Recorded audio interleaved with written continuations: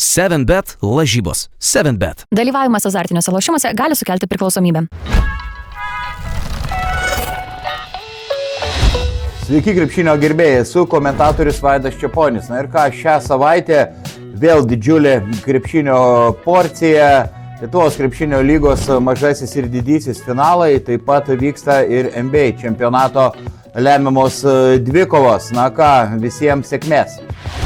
LKL pirmosios mažojo finalo rungtynės tarp Panevėžio 7bet Lietkabelio ir Jonavos komandų, manau, turėtų būti labai intriguojanti serija.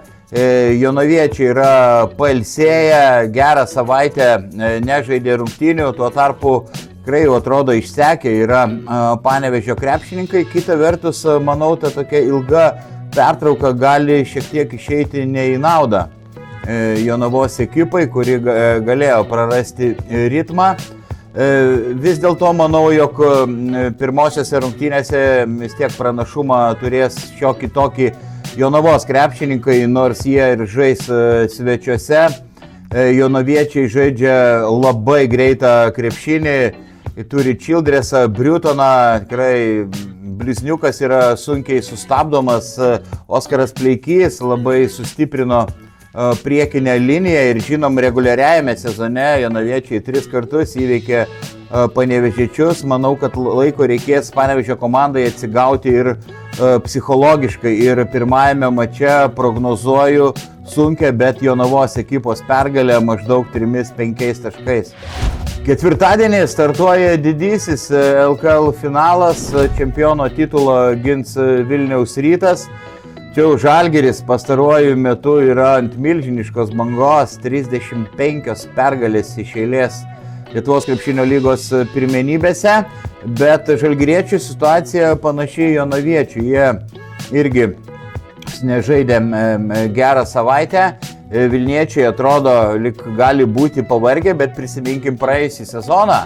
Tada irgi labai sunkia pusfinalio serija turėjo Rytas, kai 3-2 palaužė Vilkus, tačiau didžiajame finale tada Giedriaus Žibėno auklėtiniai visiškai neatrodė pavargę. Manau, kad Vilniečiai dabar atsikratys psichologinės įtampos, nes ne jie yra finalo favoritai. Na, o pusfinalėje favoritas buvo Rytas ir manau, kad ilgai to jaudulio Vilniečiams nepavyko atsikratyti, kol panevėžiečiai visiškai fiziškai palūžo. Ir dėl to savo žiūrovų akivaizdoje nuojauta kužda, kad Žalgiris turėtų iškovoti užtikrintą pergalę, nelengvą, bet maždaug 10 taškų persvarą. NBA vyksta didysis finalas ir trečios serijos rungtynės vyks Indianapolyje, serijos rezultatas lygus 1-1. Sakyčiau, šansai yra apylygiai. Indianos komanda išsiskiria tuo, jog daug geriau žaidžia namie nei svečiuose. Štai reguliariajame sezone savo aikštėje Paceriai laimėjo 29 rungtynes iš 40, tuo tarpu išvykoje 20 pergalių, 20 pralaimėjimų. Tai labai darnų komandinį krepšinį žaidžianti ekipa, neturi tokio žvėries kaip Gildžesas Aleksanderis, Thunderio lyderis, bet jie puikiai dienos krepšininkai dalinasi kamuoliu, labai geros sportinės formos sekamas, taip pat puikiai jam talkina Haliburtonas. Prognozuoju, kad atkakli dvikova vyks iki paskutinių minučių, gal paskutinių sekundžių, na ir dėl to prognozuoju, kad pergalę išplėš Thunder per plauką 1, 2, 3 taškeliai. Kągi, birželio 13 mažojo finalo antrosios rungtynės, kurios jau vyks Jonavoje. Prognozavau, kad pirmąjį mačą laimės jonaviečiai. Na ir antroje dvikovoje, skaičiau, Jonavos komanda gal ir turės šiek tiek daugiau kozerių, labai audringai savo komandą palaiko Jonavos klubo sirgaliai. Komanda tikrai yra jaunesnė negu 7bet Lietkabelio žaidėjai. Be to, Panevėžio ekipoje traumuoti Lipkevičius, Varnas, tikrai trumpas atsarginių žaidėjų suolas. Jonavos suolelis gerokai pailgėjo, kaip prisijungė Oskaras Plikys. Aišku, trūksta Majausko. Manau, kad čia irgi vyks apylygė kova ir mano nuomonė, kad jonaviečiai nugalės ir antrą kartą iš eilės 7bet Lietkabelį, irgi maždaug 2, 3 ar 4 taškeliais, bet prognozuodamas ateitį galiu pasakyti, kad toje serijoje paskui atsigaus panevėžiečiai.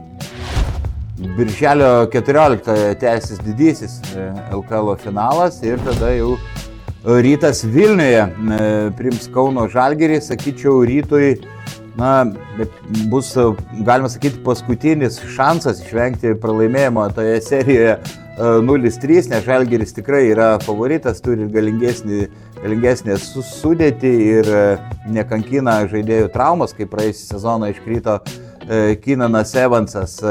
Ir čia, spėju, kad vilniečiai dėl to mobilizuosis. Žalgiris gal bus kiek, ir atsipalaidavęs po mano prognozuojamos užtikrintos pergalės Kaune. Spėčiau, kad Ąžuolas Tubelis turėtų tarti svarų žodį šiame didžiajame LKL finale. Blankokas jis buvo pusfinalio serijoje, tai tikrai Rytas turi neišnaudotą rezervą. Rytui reikia šiek tiek sėkmės, reikia, kad sektųsi ir sulaukti juodos Žalgirio dienos, tada Rytas galės įveikti Žalgirį. Ir čia mano spėjimas, kad Rytas namie laimės 5, 6 ar 7 taškais.